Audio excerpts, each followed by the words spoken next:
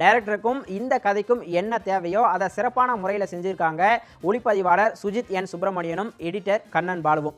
Music director வைசாகோட பாடல்களும் சரி, பின்னணி இசையும் சரி படத்துக்கு ரொம்பவே பொருத்தமாக இருக்குது. படத்தில் குறை அப்படின்னு சொல்லணும்னா, செய்யாத தப்புக்கு சாரி கூட சொல்ல மாட்டேன் அப்படின்னு சுயமரியாதையோடு இருக்கிற கதாநாயகன் பொய் சொல்லி மாறி மாறி கடன் வாங்குறது, ஏமாத்துறதெல்லாம் கொஞ்சம் முரணாக இருக்குது.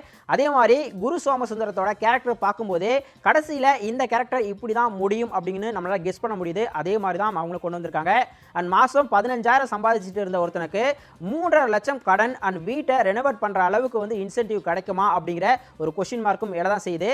ஸோ இப்படி ஒரு சில லாஜிக் மீறல்கள் இருந்தாலும் இது எதுவுமே படத்தை பெரிய அளவில் பாதிக்கல அப்படின்னு சொல்லலாம். சரி, மொத்தத்தில் இந்த குடும்பஸ்தன் படம் எப்படி இருக்குன்னு கேட்டிங்கன்னா, இது நம்ம எல்லோரோட வாழ்க்கையிலையும் தினசரி நம்ம பார்க்குற, நமக்கு பழக்கப்பட்ட கதையாக இருந்தாலும் அதை எல்லாரும் ரசிக்கிற மாதிரி ஈஸியாக ரிலேட் பண்ணிக்கிற மாதிரி கொடுத்தது தான் இந்த டீமோட மிகப்பெரிய வெற்றி.